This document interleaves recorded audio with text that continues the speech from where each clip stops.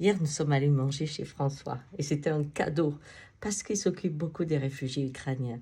Et moi, j'avais vraiment, vraiment besoin d'entendre quelqu'un qui avait vécu, touché, qui avait porté les traces de la vibration de ceux qui vivaient l'exode et les qui avaient vécu la terreur.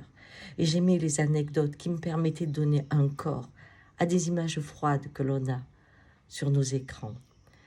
Et je découvrais que il y avait des stations de ski qui étaient aussi belles que Courchevel ou Megève, et que les gens étaient tous là, en train de skier sur des pistes qui sont même éclairées la nuit, ce que nous n'avons pas, et faisaient la fête le 23, quand les bombes sont tombées dans la nuit. Ils n'y croyaient pas, c'était pas possible pour eux. Mais il me raconte aussi Oliave, qui est avec son mari, avec son fils, elle est professeure, lui est informaticien, ils ont une belle vie, ils couchent l'enfant, regardent Netflix et le soir les bombes. Qu'est-ce que je retiens de tous ces exemples qu'il m'a donnés? Le mot sidération. Chaque fois, les gens disent « On n'a jamais cru qu'il y aurait des bombes. On est au XXIe siècle. On est une société riche. On est dans la technologie, dans l'innovation. On a une médecine. On est libre. On est européen. C'est pas possible qu'il y ait des bombes. » Comme si les bombes pouvaient aller qu'aux pays pauvres, qu'en Afrique, qu'au Mali, que dans ces endroits où la société de consommation n'avait pas pris la place sur la violence. Et je pensais que ces pays-là, en nous regardant, devaient nous dire, vous voyez, ce n'est pas l'instruction, ce n'est pas la technologie qui vous protège de la folie. Et ils doivent nous regarder avec une certaine condescendance, je pense. Nous qui peut-être avons pensé que un pays qui n'est pas instruit peut avoir que la guerre comme ami.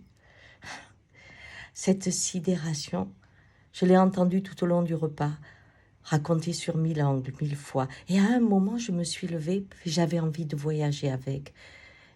Et j'ai eu le sentiment d'être au cœur de cette ville déchirée, où les bombes détruisaient les immeubles, et de voir ces gens hagards se regarder. Car quand je suis dans ce vide d'un cerveau qui ne peut pas comprendre ce qu'il vit, ce qu'il voit, je cherche un autre regard qui me fait vibrer, qui me dit « on vit la même histoire ». Le monde que tu connaissais existait. C'est comme dans un deuil. Je cherche celui qui a connu pour dire « j'ai pas rêvé, non, il m'aimait, c'était bien comme ça ». Eh bien là, on dit pareil. Tu n'as pas rêvé, c'était bien l'Ukraine qu'on connaissait, on était bien riche, on était bien fort, on avait bien tout. Oui, oui, oui. Alors là naît le fantôme de l'Ukraine, celui qu'il va falloir préserver. Et dans ce sang, dans cette douleur, naît la nation à tout jamais. Et de la fenêtre de chez François, je regardais la montagne et j'entendais une phrase d'Aragon qui disait « Est-ce ainsi que les hommes vivent ?» Et leurs baisers, au loin, les suivent. Oui. Oui. Notre cerveau, quand il ne peut pas concevoir ce qu'il voit, rentre dans un état de choc où il essaie constamment de retrouver de la cohérence dans sa vie, ce qui est extrêmement difficile, car le monde qu'il vit, il ne le connaît pas, ne le reconnaît pas. Et c'est une route longue de revenir à un monde qui est transformé à tout jamais. Ciao.